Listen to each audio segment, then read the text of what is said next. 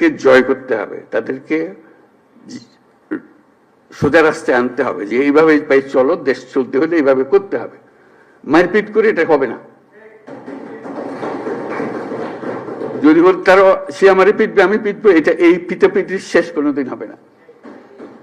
তাদেরকে বোঝাতে হবে তোমাদের রাস্তা ভুল, যা করেছো মাপ চাও। তোমরা বিচারের কথা বলেছো অনেক সময়, বিচার তো হবে, বিচারের কাজ সরকারের দায়িত্ব বিচার করা। এবং তোমরা তাৎক্ষণিক বিচার চেয়েছো, এখানে অনেকে তাৎক্ষণিক এক্ষুনি বিচার চাই।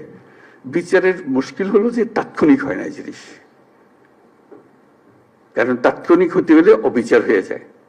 বিচারের মূল জিনিসটা হলো এটা সুবিচার হতে হবে। বিচারের কাজ চলতে থাকুক, যারা অপরাধী, যাকে সাক্ষ্য প্রমাণ আছে তারা পুলিশের হাতে সুপর্দ করে দাও, বিচারের হাতে তুলে দাও, সে প্রক্রিয়া চলতে থাকবে। তুমি তুলে দেবে তাকে যথেষ্ট সাক্ষী প্রমাণ সহ। অবিচার যেন না হয়। আমরা অবিচারের বিরুদ্ধে দাঁড়িয়েছিলাম বলেই আজকে এই সংগ্রাম হয়েছে, এই আত্মত্যাগ হয়েছে।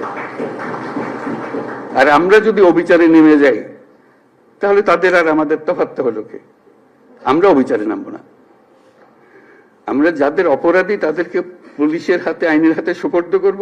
আর যারা অপরাধী নয়, যে পুলিশের হাতে দেওয়ার মতো নাই, তাদেরকে মানুষ করব যে ভাই এই দেশ আমরা একসঙ্গে করি, যেই দেশের স্বপ্ন আমরা দেখতেছি, তোমরাই স্বপ্ন দেখে। তো এই দেশ আমার একার না, তোমারও এই দেশ। তোমাকে আমরা দেশ থেকে বাইর করার কথা বলতেছি না। তুমি এই দেশের সন্তান, আমি এই দেশের সন্তান। তুমি আমার বহু কষ্ট দিছো, আমি তো অনেক কষ্ট দেবো না।